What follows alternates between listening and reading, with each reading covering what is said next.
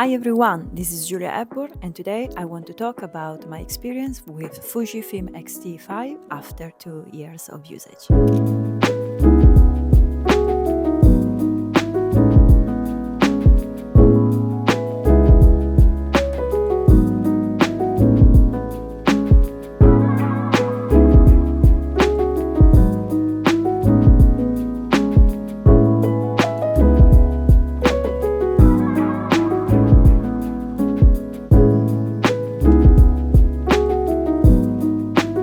Welcome back to my channel. It's been a long time since my previous review about the X-T5 and now it's time to talk about this camera again after 2 years of intense usage. Here we are, my little X-T5 at the moment with a 27mm by TT Artisan. In this review I would like to cover different aspects from the photographic point of view, that is the most important for me, but also on the video aspect, that is another aspect that during the last year I actually use it more, and in my previous review I really didn't talk about that much, and as well as like a general experience as a user, and if this is the camera that I would like to keep with me in 2026 or if I'm going to change.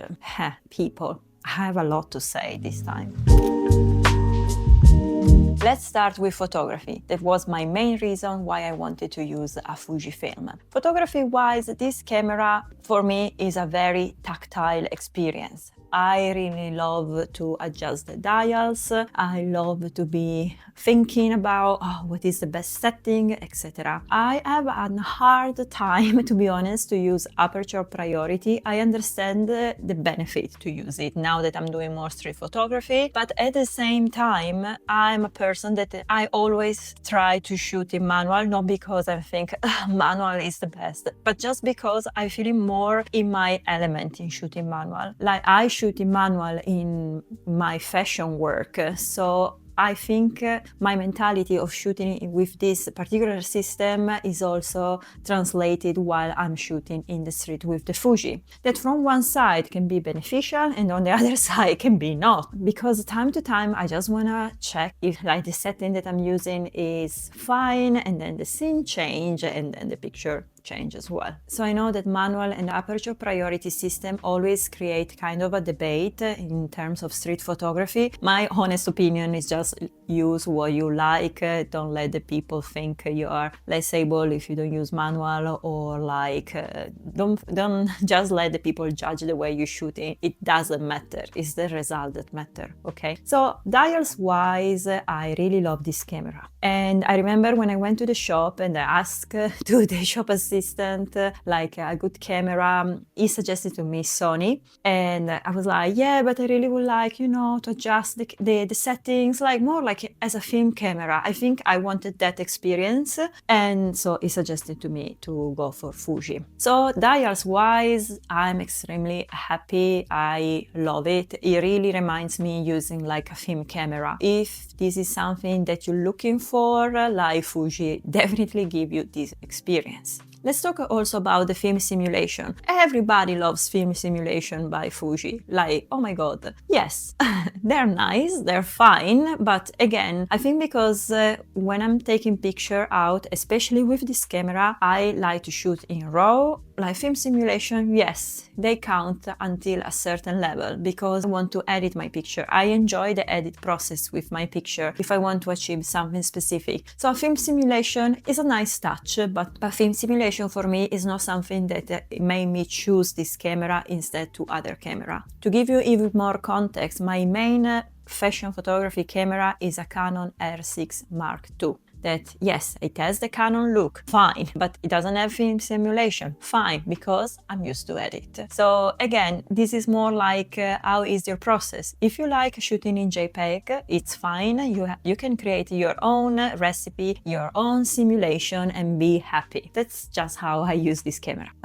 Let's go to the focus. So the focus was one of my main struggle. Is still a struggle, to be honest, but it's a little bit better. At the very beginning, like 2 years ago, I saw the difficulties of the focus, like the zone focus. I was like, how is possible that I'm missing the focus now? It is so frustrating because you're like, oh, this is an incredible scene. I want to catch it, and then you miss it, or there's an element that is completely out of focus. You're like, damn. Is stressful. I don't gonna lie. Like I'm used to the Canon, so I know when Canon miss maybe in 100 pictures that I shoot during e-commerce, it miss 1. If I shoot 100 pictures with the Fuji, it miss probably 25. It could be like a small number for you, but I don't know. For me, it's something that really annoys me. And I think this is because I'm used to a certain level of sharpness in studio, and I would like to have not the same kind of sharpness, but like precision also in the street. I know what you're gonna say. In the street, you cannot pretend that everything is perfect as in a studio. Right, you are absolutely right. But I would like also stuff to be in focus, you know? Like I see other camera, I see the Sony camera, I see the Lumix camera, the Nikon Zeta, whatever, they are all in focus. And it's like, why? So it was quite frustrating in the beginning, and I think I missed some shot, and that was annoying. But with the new firmware update, I definitely saw an improvement. I still see some misfocus, or just like maybe if there are two subjects in a different distance, it doesn't focus where I want to, but it's better. I say that's much better. I know I can use manual focus. I know also this option, you know.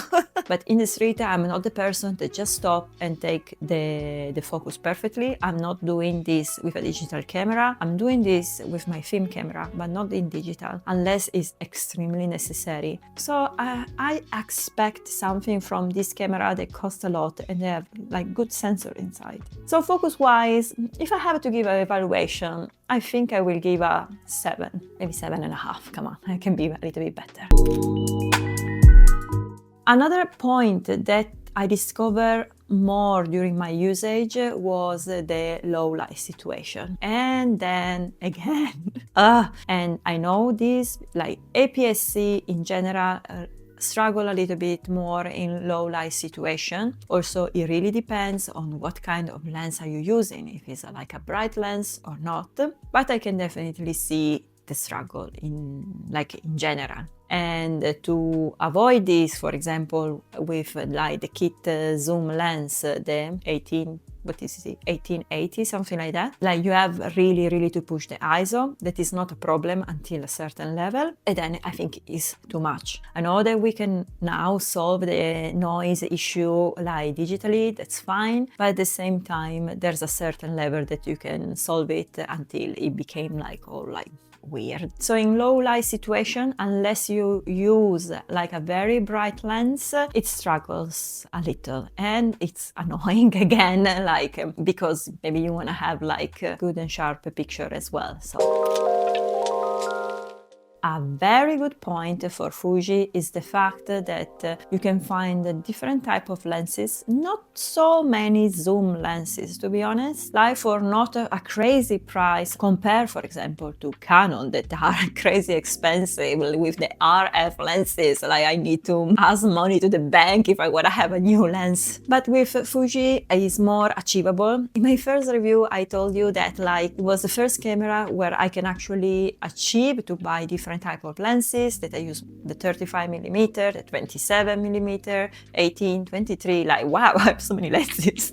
I should stop. It was a pleasure because for the first time I can actually see the difference. I have the possibility to use more prime lenses and wide aperture, and it opened definitely a different world to the one that I was used to. Before, I always used Canon again, just for my travel photography, street photography, and just with a zoom lens, not even with a prime. So being able to shoot, for example, with a 23mm is completely mind-changing, to be honest. The fact that you have these parts of camera that you can choose, you're not breaking the bank, even in the used market, it's great for me, because it's the first time they finally have like all these like little lenses. Also, you can find very good good lenses from third parties companies, like for example the TT Artisan 27mm is quite a good lens. It's one of my favorite when I'm travel, just to keep it there and like catch everything. I've actually shot with this lens one of my favorite photo of the past probably 3 years. So yeah, I'm emotional about this lens. So let's talk also about the customization. Customization? How you custom your camera is again something that I never actually did it incredibly much. Like, again, I don't know why. I think not because I'm lazy. I think just because, well, I like to go in the menu and fix my thing. But since I got the Fuji, I also learned how to customize better my experience with the camera and actually improved my experience in general. You have quite a few options to customize the camera, to customize the button, to go quickly to a menu through the buttons. So that's great. Another point that like I wish it could be a little bit improved, but I know I'm asking a lot, is when you power on and off the camera. I wish it could be more snappy. Like the comparison with the Ricoh here like makes no sense, but the Ricoh is incredibly snappy. I push it and I'm ready to go. With the Fuji sometimes we have like our little moment to think what is going around us and then maybe you miss the shot, but it's fine. Battery life is good, like incredibly good. I have 3 batteries, but unless I'm shooting during very cold weather, they last forever, so I can't complain. I tend not to keep my camera always on when I'm shooting, but like it works, so I cannot complain at all about the battery life. Video aspect is something that I have explored more in the past year for YouTube, for clients' work, etc. Before, I used to film myself and film the surrounding with the Pocket Osmo 3. It's nice, it's a very useful camera because also it has a gimbal, so it's more easy to edit everything. But also, on the other hand, I'm holding my camera and the Osmo, and I have 2 gear to bring with me and 2 gear to manage. And sometimes it's intense because it's definitely more easy to switch from photo to video in camera. But it was something that I was not really trying while I was traveling. But after watching a video of a creator, I thought, why not? like sometimes I'm so silly, honestly. And I started filming directly with the Fuji. I also started filming in log. That is crazy. I like it. I have in one camera, I can do both things. I set up that all the video will be saved on one specific card while the picture in the other card. It is very convenient and keeps you very organized when you have to download the picture and the video in your laptop. So the video was something that really surprised me, and I used this camera handheld but also on gimbals. And handheld, it's fine. Like I'm not probably one of the most stable person. I'm trying hard. The internal stabilization of the camera is helping you, and if you have like a lens that also has the stabilization inside, it's of course much better. But sometimes I also have to intervene in post-production to basically stabilize my footage. That is not a problem. It's more a taste. I like very still shots and less wobbly. I think it's just like my personal preference. But otherwise, I'm quite happy also of the video that I achieved with this camera. It makes me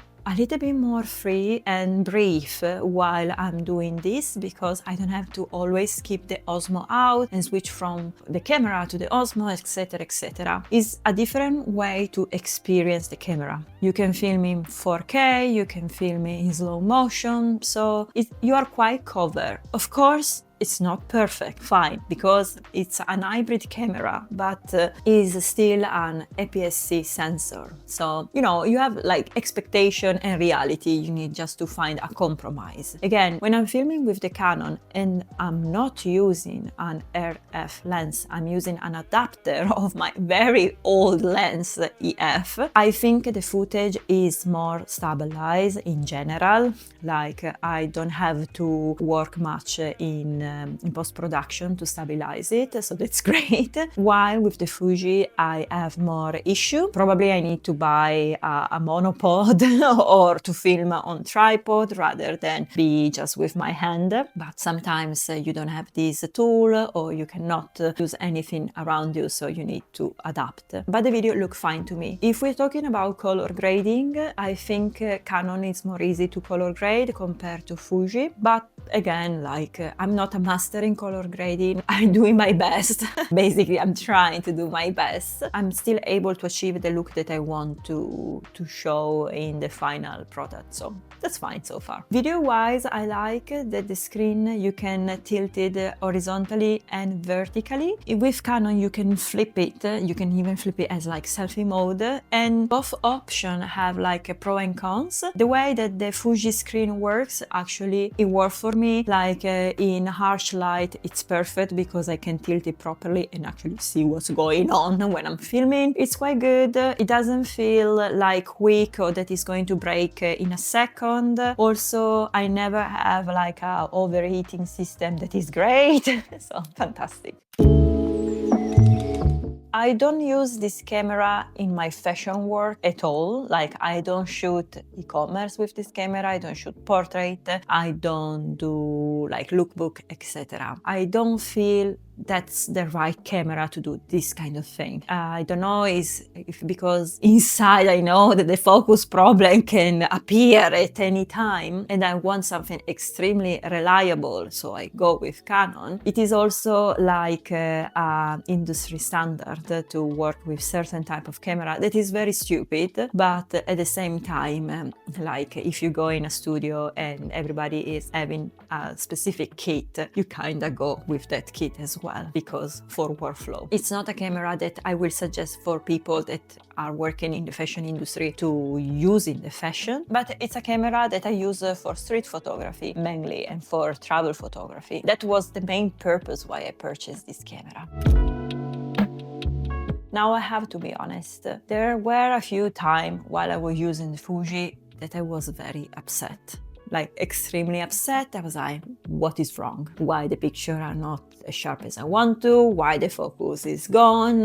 Why this moment in Japan that I'm not going there every day is missing? You know, the frustration grow after time. And of course, I need to take responsibility of my own issue if I'm not able maybe to set up the camera correctly or for the right setting for a specific situation. It's not a camera problem. It's more me and my knowledge, you know. But at the same time, there are like specific situations that the tool that I'm using is not delivering what I would like to see. This is another problem for me. I think it's more like a psychological issue. Like when you're coming from the studio environment, the fashion environment, you want a certain type of picture because people want to see that certain type of picture. But when you do street, it's different.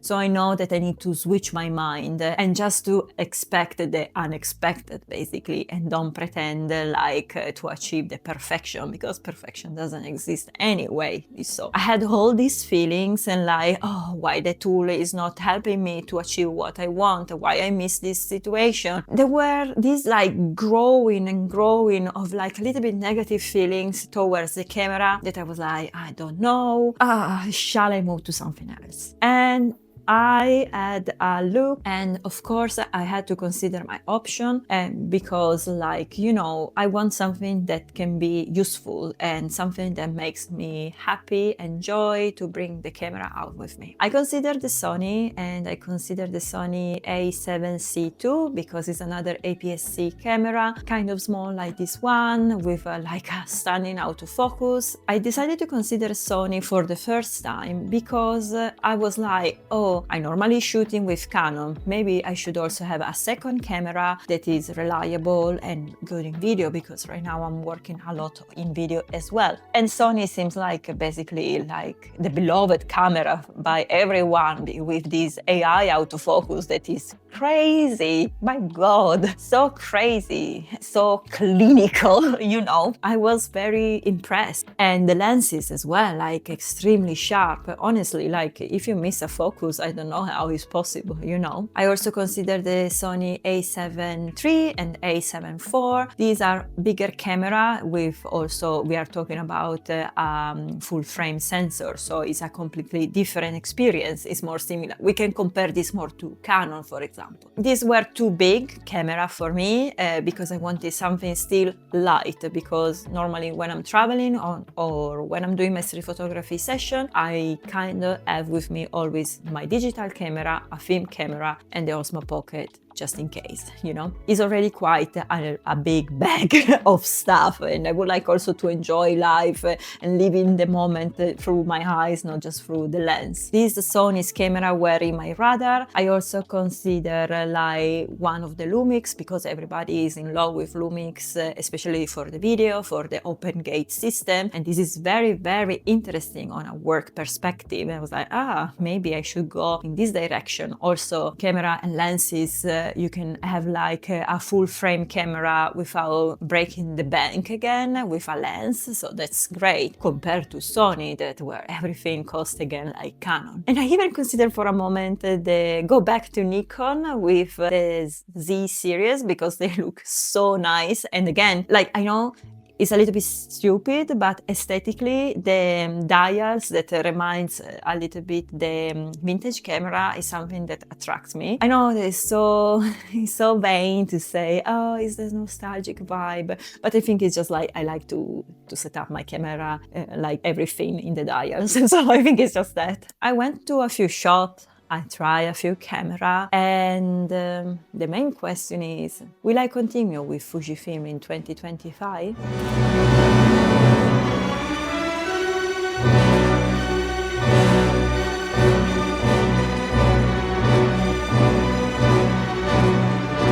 The answer is yes.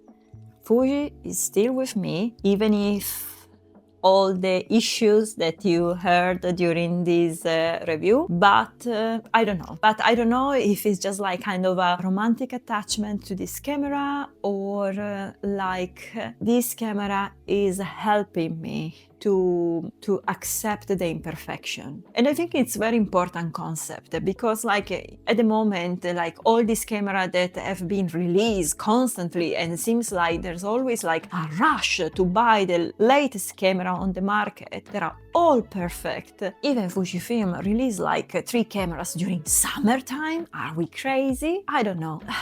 We are constantly pushed to buy even more gear that we actually need, and to always achieve perfection over perfection. The next model is going to be better than the previous one, etc, etc, etc. This feeling is quite draining in the long term. And as I told you during this video, like perfection doesn't really exist like in anything, like can you imagine in picture. So with this camera, I embrace more the unexpected. As I told you, it makes me probably think more. It makes me adapt and like accept that even like in a low light situation, this picture looks extremely grainy, but who cares? Honestly, like we look picture of the master of photography. I'm not comparing myself to a master of photography at all. And we saw some pictures that are blurry, pictures that have like out of focus, and we love them. And maybe even them during that time they thought, oh, what a shitty picture is out of focus, no? And here we are. So I think the benefit of this camera personally is to accept the unexpected and embrace it totally. You can get great picture with this camera. Don't get me wrong, like I'm so happy of a lot of pictures that I took. I'm so happy that I got the 23mm because that was a difficult lens to try, but some of the pictures that I got with that lens are quite good in my opinion. I still like the tactile experience that I have with this camera. I still want to go out and take picture with this camera. Like I was close like this to buy a Sony camera and sell everything about Fuji, but I don't know, I couldn't. Like, the Sony is so precise, is like, let's say, perfect. It didn't resonate with myself, with my beliefs about photography and how you should approach street photography or travel photography, etc. I moved with Fuji with the Fuji X-T5, and I love that little camera. Like, I was so happy. I filmed an entire video in my hometown just with the camera that is crazy. I think this is what Fuji is bringing to me. These memories, this way of capture reality and to have this camera with me, no matter what. Like, I will achieve a nice picture, great. I will not, that's fine anyway. It's a camera that teaches you a lesson to accept. And that's a great lesson to learn, to be honest. There are rumors about the new X-T6. I'm quite curious what we're gonna see. I'm not a person that marry a brand and doesn't want to move at all. I'm kind of objective. I know what I want from a tool, and if the tool is giving me what I need, it's great. When the tool doesn't give me or doesn't resonate with me anymore, I change. That happened already. I moved from fully Nikon to Canon, for example, and then I got the Fuji. So I experimenting with camera and system. I'm not worried to try different things. I also got the Ricoh GR4. Every camera have their own purpose. Fuji for the moment still resonate with me. I really want to see what the new year will bring with Fuji. I think in 2025 releasing 3 cameras during summer was a little bit too much. I know there were 3 different types of market and people that want that type of camera, but still, let's see, people. So this is my review after 2 years with Fuji. That's all for today. Thanks for watching, and I'm going to see you soon. Ciao!